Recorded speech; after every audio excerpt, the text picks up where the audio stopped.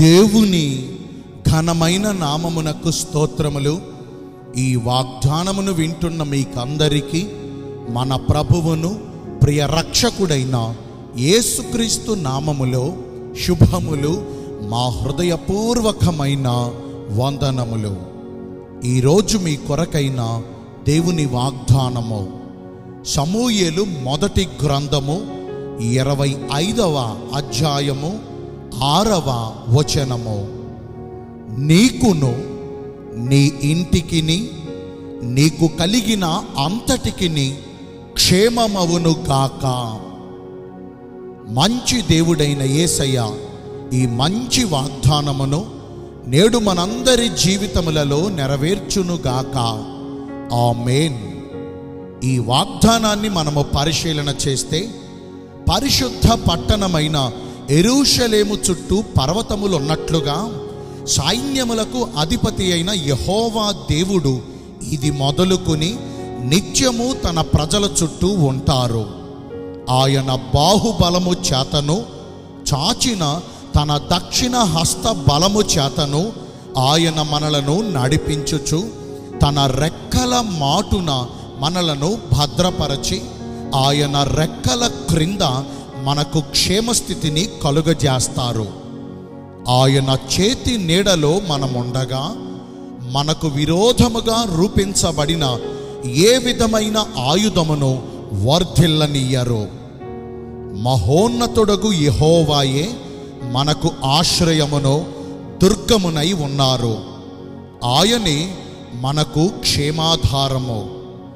ఆపత్కాలములోను కష్ట సమయములోను దిక్కుతోచని దీనస్థితిలో మనమున్నప్పుడు ఆయనే మనము నమ్ముకొనదగిన సహాయకుడు. ఆయన మన పాదమును తొట్టిల్లనియ్యరు. మనలను కాపాడు యెహోవా కునుకడు నిదురపోడు. మన కుడి ప్రక్కను యెహోవా మనకు నీడగా ఉండి, పగలు ఎండ దెబ్బ అయినను రాత్రి వెన్నెల దెబ్బ అయినను మనకు తగులనీయక, ఏ అపాయమును మన దరి చేరనీయక యెహోవా మన ప్రాణమును కాపాడతారు. ప్రతి విధములైన దుష్టుని ఆలోచనలను భంగపరచి, కంటికి రెప్పలా కాచి మనలను భద్రపరుస్తారు. భక్తుడైన యోబు జీవితాన్ని మనము పరిశీలిస్తే, యెహోవా దేవుని కంచె యోబునకును తన ఇంటి వారికిని తనకు కలిగిన సమస్తమునకును చుట్టూ వేయబడింది. కాబట్టే ఆ దేవుని కంచె ఉన్నంత వరకు అపవాది యోబును ఏమీ చేయలేకపోయాడు. ఇశ్రాయేలునకు కాపరి అయిన యెహోవా దేవుడు నేడు మనకు కూడా అట్టి కంచెను వేసి మనకు క్షేమస్థితిని దయచేయునట్లుగా మొదటిగా ఎల్లప్పుడూ మెళకువగా ఉండి ప్రార్థన చేయాలి. మన ప్రార్థనే మనకు రక్షణ కవచము. రెండవదిగా, దేవుని దృష్టికి యథార్థ హృదయులమై నీతి న్యాయములను అనుసరించుచు యెహోవా యందు భయభక్తులు కలిగి చెడుతనమును విడిచిపెట్టి శుద్ధ హృదయులమై జీవించాలి. నేను మీ అందరి కోసం ప్రార్థన చేస్తాను.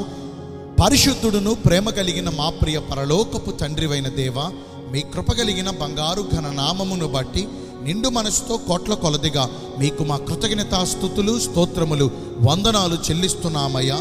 మాకు కలిగిన సమస్తము చుట్టూ క్షేమస్థితిని దయచేస్తానని ఈరోజు వాగ్దానము ద్వారా మమ్మను బలపరిచారు. వాక్యానుసారముగా నడుచుకుని ఈ వాగ్దాన ఫలమును పొందుకునే కృపను నేడు మాకందరికీ దయచేయండి.